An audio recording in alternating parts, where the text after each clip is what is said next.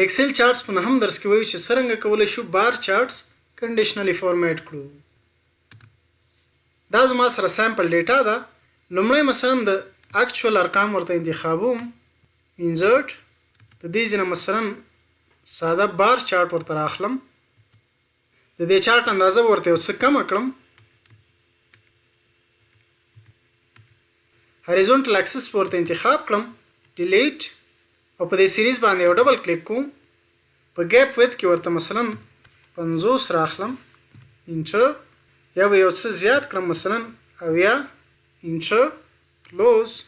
همدغه چارټ کاپی کوم، کنټرول سی، او دلته ورته بیا پیسټ کوم، کنټرول وی.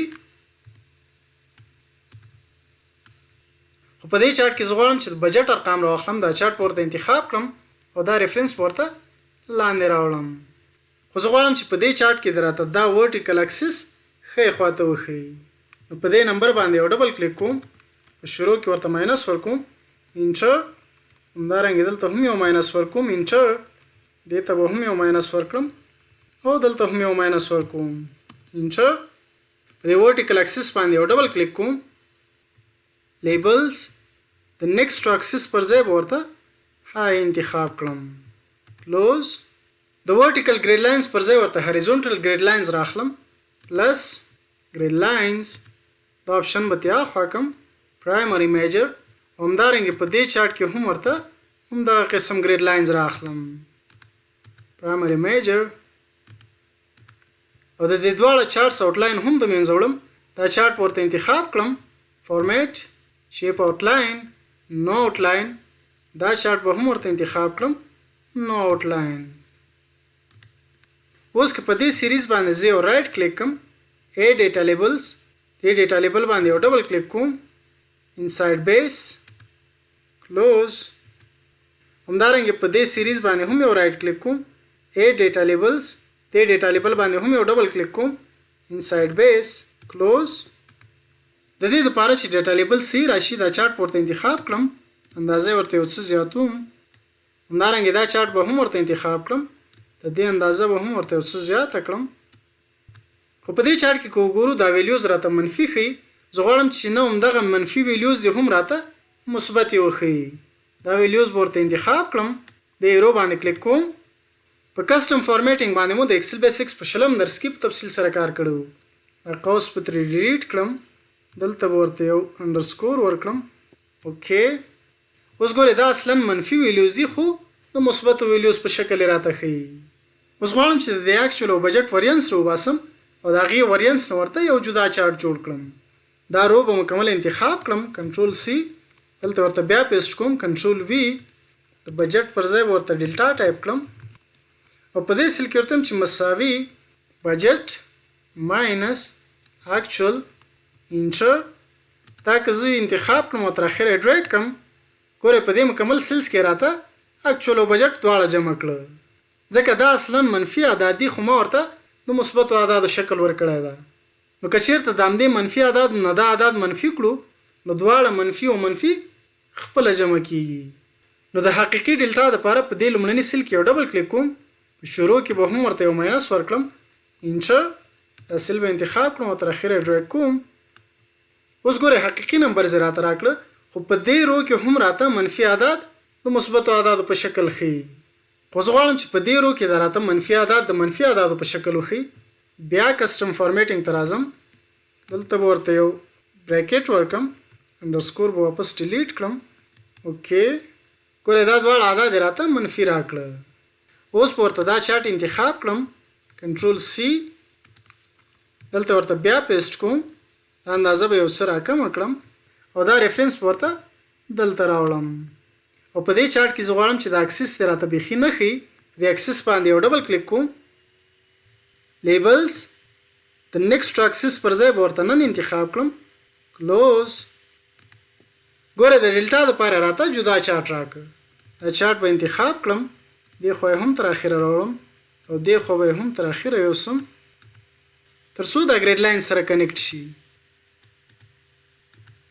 دې سیریز باندې هم یو رائټ کلیک کوم، ای ډیټا لیبلز، دې ډیټا لیبلز باندې یو ډبل کلیک کوم، انساید بیس، او په دې چارت کې غواړم چې منفي ویلیوز راته په یو رنګ وښي او مثبت ویلیوز راته په بل رنګ وښي. فل سیریز به ورته انتخاب کړم انورټ اف نیگیټیو. دلته د مثبتو اعدادو لپاره مثلا دا کلر راخلم او د منفي اعدادو لپاره دا کلر راخلم. کلوز. همدارنګه غواړم چې په اکچوال او بجټ کې هم مینیمم او ماکسیمم ویلیوز هایلایټ کړم. نو د اکچوال لپاره دا دواړه روز انتخابوم. کنټرول سی دلته به بیا پیسټ کړم. کنټرول وی دلته ورته چې اکچوال مینیمم او ماکسیمم. په دې سل کې ورته چې مساوي اف. په اف فنکشن باندې مو د ایکسل بیسکس په دوهم درس کې په تفصیل سره کار کړو. دا سل ورته انتخاب کړم. دا که چیرته مساوي شي د ماکس. په ماکس فنکشن باندې مو د انټرمیډیټ ایکسل په دوهم درس کې په تفصیل سره کار کړو. دا مکمل رینج ورته انتخاب کړم. F4 بٹن پس کې کاږم چې لاک شي. په ریفرنسز باندې مو د ایکسل بیسکس په لومړني درس کې په تفصیل سره کار کړو. قوس بند کوما په ویلیو F2 کې ورته بیا همدغه عدد انتخابوم کوما او په ویلیو F فالس کې ورته د NA فنکشن راخلم. په NA فنکشن باندې مو د اډوانسډ ایکسل په 19م درس کې په تفصیل سره کار کړو. انټر دا سل به انتخاب کوم او تر اخره ډریګ کوم. ګوره صرف دلته راته همدغه عدد راکړه او باقي راته د NA فنکشنز راکړه. خدام ورته ماکسیم راواخیسته. دا ورته په ماکسیم باندې تبدیل کړم او مینم. همدغه فرمول به ورته بیا کاپی کړم. کنټرول سی دلته ورته بیا پیسټ کوم. ماکس فنکشن ورته په مین باندې تبدیل کړم. انټر دا سل ورته تر اخره ډریګ کړم. ګوره دغه تر ټولو کوچنی عدد ده. همدغه راته دلته هم راکړه. همدغه مکمل سیلز به ورته بیا کاپی کړم. کنټرول سی دلته ورته بیا پیسټ کوم. کنټرول وی د اکچوال پر ځای به ورته بجټ راواخلم. دا ویلیوز به واپس ډیلیټ کړم. په دې سل کې ورته چې مساوي اف. لاجیکل ټیسټ کې ورته چې که چیرته دا ویلیو مساوي شي ځکه دا اصلا منفي اعدادي خو ما ورته د مثبتو اعدادو په شکل اخیستي دي نو د ماکسیمم لپاره باید د مینیمم فنکشن راواخلم. دا رینج به ورته مکمل انتخاب کړم. F4 قوس بند کوما ویلیو F2 کې ورته بیا همدغه سل انتخابوم کوما او په ویلیو F فالس کې ورته د NA فنکشن راخلم. قوس بند انټر دا سل ورته تر اخره ډریګ کړم. ګوره دلته راته تر ټولو لوی عدد دا راواخیسته. د سل کې یو ډبل کلیک کوم. دا فرمول به ورته مکمل انتخاب کړم. کنټرول سی دلته ورته بیا پیسټ کوم. کنټرول وی د مینیمم پر ځای ورته د ماکس فنکشن راخلم. انټر دا سل به ورته تر اخره ډریګ کړم. ګوره دلته راته تر ټولو کوچنی عدد دغه راکړه. د دې لپاره چې دا عدد هم راته مثبت وښي دا مکمل رو به انتخاب کړم. کسټم فارمیټینګ ته راځم. ګوره هغه منفي عدد راته په مثبت عدد په شکل وښوده. اوس لومړی اکچوال ورته انتخابوم. ډیزاین سلیکټ ډیټا ایج ماکسیم او په ویلیوز کې ورته دا رینج انتخاب کړم. اوکې بیا ایج مینیم او دا رینج ورته انتخاب کړم.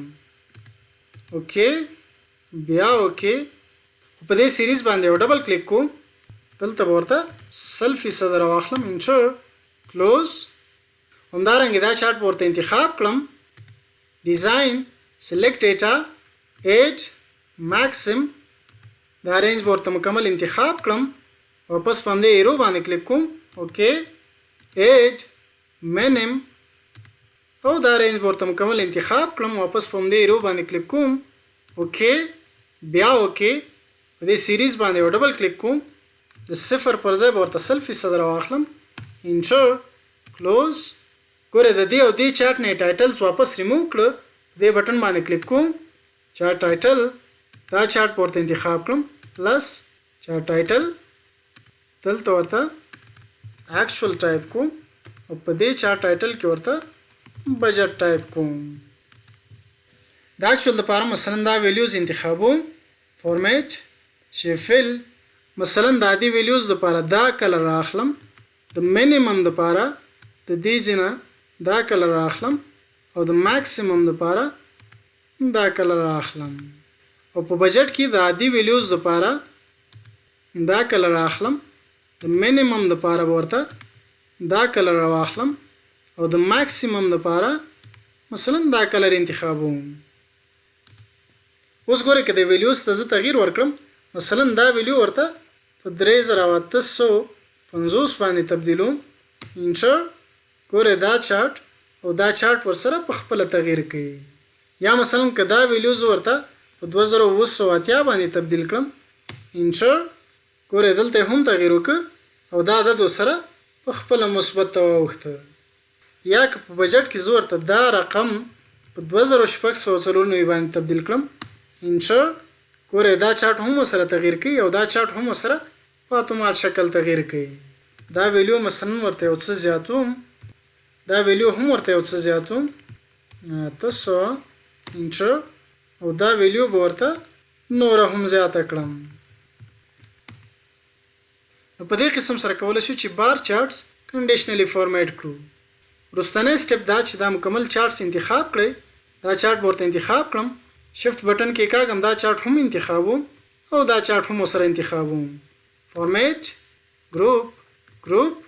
اوس ګورئ که د دې چارټ موقعیت ته زه تغییر ورکوم دا درې واړه چارټس ورسره په یو وخت حرکت کوي. کنټرول زیډ. دا درس تر همدې ځای و. که ویډیو مو خوښه شوې ویډیو درسره لایک کړئ، ملګرو سره یې شریک کړئ او د آینده درسونو لپاره چینل سبسکرایب کړئ. ډېره زیاته مننه.